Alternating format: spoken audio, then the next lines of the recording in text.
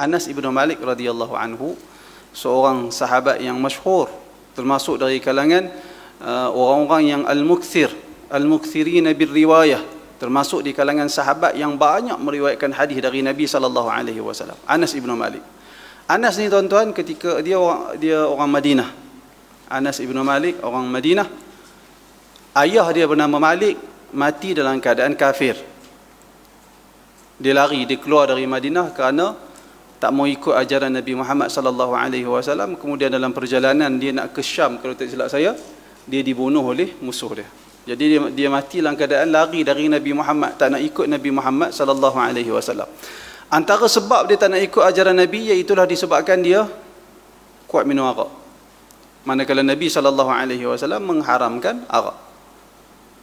Lalu bila Nabi nak sampai ke Madinah, dia ajak isteri dia yang bergelar Ummu Sulaim ikut dia, tinggalkan Madinah. Tetapi Ummu Sulaim tak bersetuju. Ummu Sulaim nak ikut agama yang dibawa oleh Nabi Muhammad sallallahu alaihi wasallam. Lalu keluarlah dia dari kota Madinah menuju ke Syam dan dia bunuh dalam perjalanan. Tinggallah Ummu Sulaim menjanda di Madinah bersama dengan anak dia Anas ibn Malik.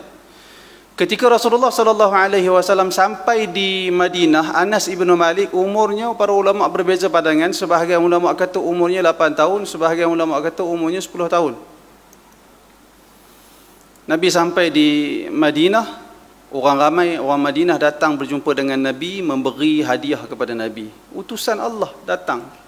Kalau kita andaikan, katakanlah kita andaikan, kalau Nabi Muhammad tu datang kat tempat kita ni, kita pergi jumpa bagi hadiah tak? Tentulah kita bagi hadiah. Kerana kita nak dekatkan diri kita dengan Nabi Muhammad. Kita nak berkawan rapat dengan Nabi Muhammad. Kita nak bersahabat rapat dengan Nabi Muhammad. Kita nak Nabi Muhammad kenal kita. Betul tak tuan-tuan? Maka demikianlah orang Madinah, bila Nabi datang ke Madinah, mereka beri pemberian yang banyak kepada Nabi Muhammad sallallahu alaihi wasallam. Lalu Ummu Sulaim, dia nak buat apa? Suami dah tak ada dah, tinggalkan dia. Lalu dia datang jumpa Nabi, dia bawa Anas. Lalu kata Ummu Sulaim, ya Rasulullah, hadza khuwaidamuk yakhdumuk, ya Rasulullah, ini khadam kecil kamu, aku serahkan dia kepada kamu untuk menjadi khadam kepada kamu.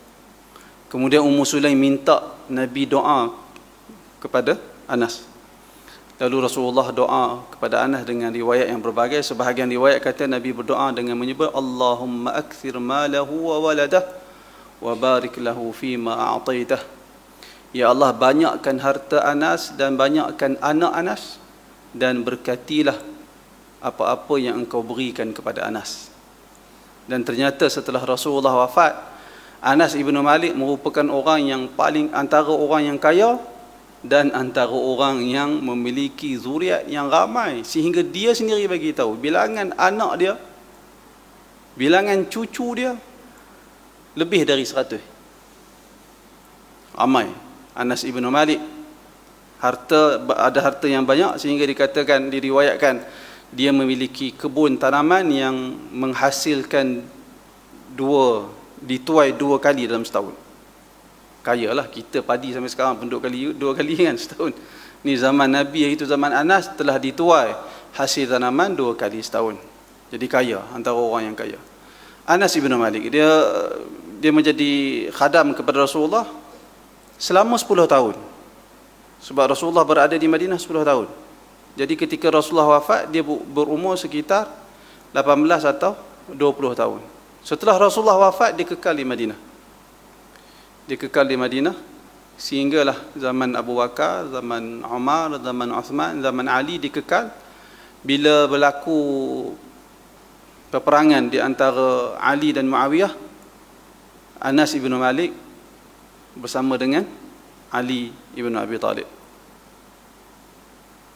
Kemudian akhirnya Anas berhijrah ke Basrah. Di Iraq.